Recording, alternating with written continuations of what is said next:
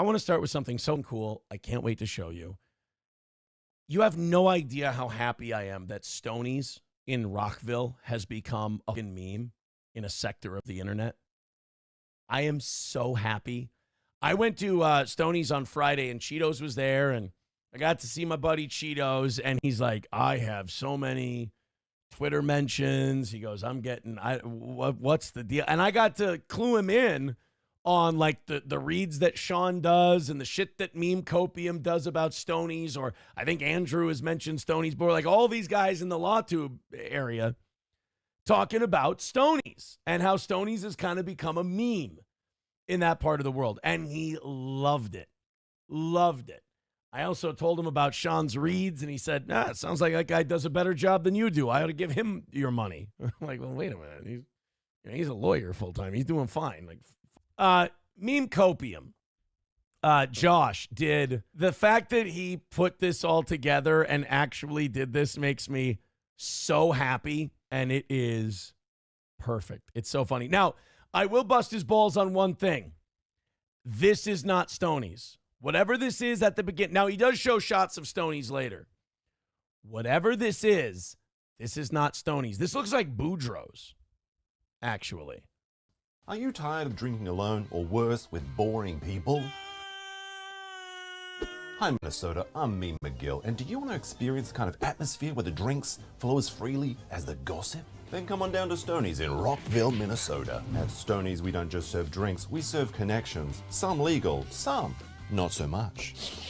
Need a spot to discuss your latest scheme, or just want to unwind after a long day of avoiding responsibilities? Well, then come on down to Stoney's where the drinks are... The fucking beep of the smoke detector got me. Come on down to Stoney's where the drinks are cold and the secrets are spicier than our famous Ultimate Bloody Marys. Whether you're planning your next big hustle or just looking for a good time, Stoney's is the place to be. We've got pool tables, karaoke nights, and the only thing more colorful than our drinks is our clientele. Hey, look, you didn't hear this from me, but did somebody say $2 cans on Thirsty Thursdays? Why settle for ordinary when you can have extraordinary? At Stoney's Bar, every night's a wild card, and the house always wins, unless you're buying the next round. Just remember that what happens at Stoney's stays at Stoney's. Well, that is until the next town hall meeting. If you'll notice what City Hall the asshole put in there, it is the Spicer City Hall building, and the caption at the bottom says, "Concerned citizens need not apply." Just check out all of our testimonials. Stoney's Bar. Why did he throw 1-star reviews in there? We just struggled to get back to even on this program, and now we're starting to lose again. So I gotta keep shit tight around here. And I just started looking. I'm like, well, let's see what we've got there. Got out there in the sales and marketing world. Let's just check it out. Part-time, full-time. I'm just looking because I'm like, look, let's be prepared. You know, and I'm glad I have a sales and marketing background, because holy shit, like as shitty as the economy is, that is the one thing. That is the one thing that everyone still needs.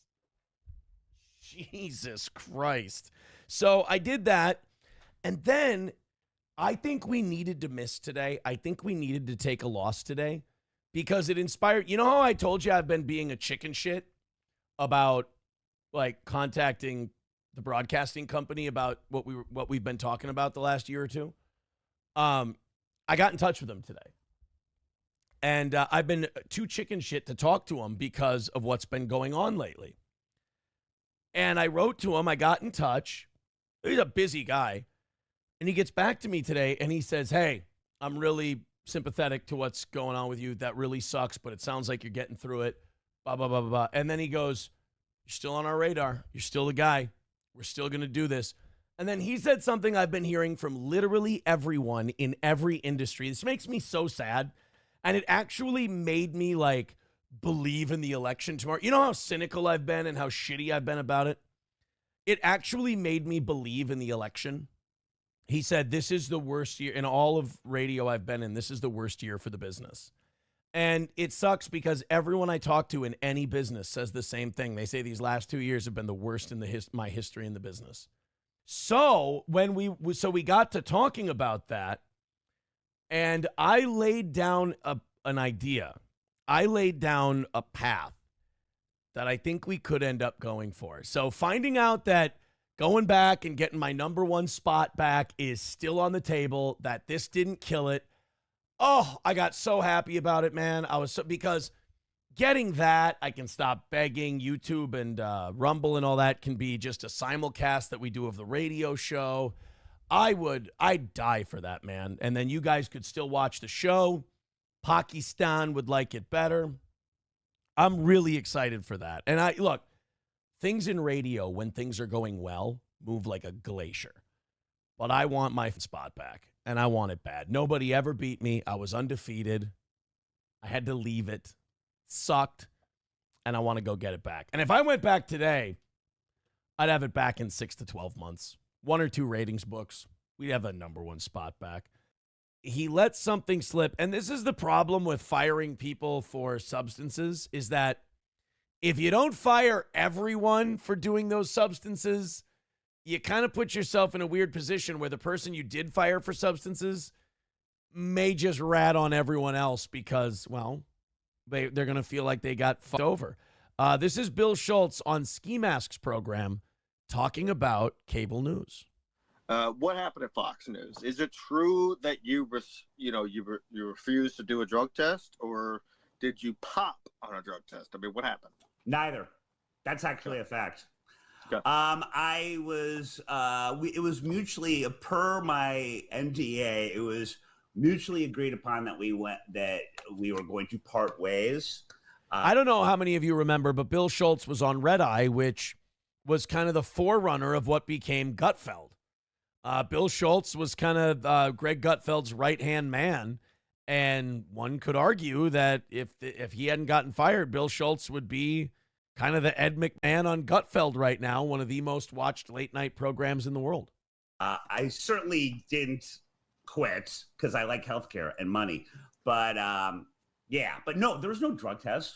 By the way, may I finish the question? If Fox News ever did a drug test for anyone, there would be no more Fox News. Bill, that I can confirm. 100%, I agree, yes. And I think you're right. That's why I've always. What do you mean you agree? I love that. He's like, I agree. What the fuck would you know about it, Capone? Like, oh yeah, I agree. If you tested everyone at Fox, they'd all be fired. No. Bill can say that. He was there. Although I will say this, I can't visualize Sean Hannity doing drugs. He just seems like such a square. I can't imagine Hannity. Like, could you imagine Hannity he's got a little mirror under his desk and he brings it out during commercial breaks and he's just ripping lines? What are we going to do? What the Oh, boy. We're going to have a little fun. Now I'm getting the math. No, I've never worked. What the At first, I was ready to say he didn't really do that because you'd be grabbing at, I might know a thing or two nowadays. Like that's the thing I always hate. I hate that drug for multiple reasons, but one of the things, just like I can still feel it in my nose. Like when people do it or they talk about doing it, I still just instinctively just start pinching at my nose because it's such a terrible feeling.